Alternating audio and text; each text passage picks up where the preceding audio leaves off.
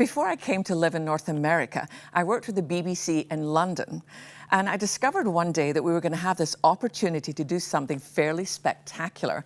I had hosted a TV show for about 4 years called The Rock Gospel Show, and we had been commissioned to do what's called a Royal Command performance, which meant that we would do an evening in the Royal Albert Hall, a beautiful old theatre in London, and that someone from the royal family would be present that night.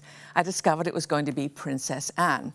So because I was the host, along with my co-host, Alvin Stardust, don't know if you remember him with the black leather and the kind of funky look, but actually he gave his life to Christ, which was a glorious thing. But Alvin and I were co-hosting, so we had to meet with people from the palace to learn correct etiquette.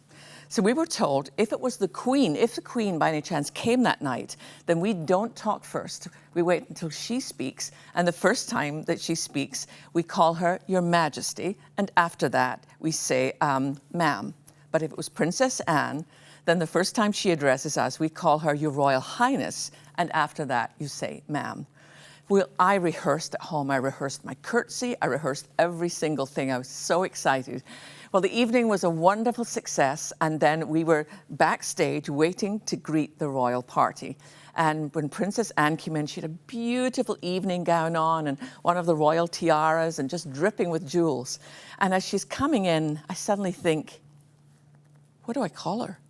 My mind went completely blank. I thought, Your Majesty, no, that's the Queen. What do I call her? And I'm looking, because the man that told me what to call her is with her, and I'm thinking, people have been beheaded for things like this. So I'm suddenly there, she's right there in front of me, and I could not have told you my name. And all that came out of my mouth was, hello. Fortunately, she is a gracious woman, and she said, hello right back. I could have died. It was just one of those most embarrassing moments. But you know what is even more overwhelming to me?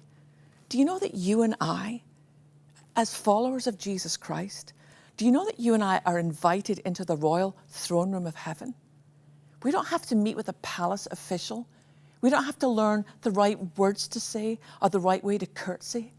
Do you know that God Almighty welcomes you into his presence and calls you my son, my daughter?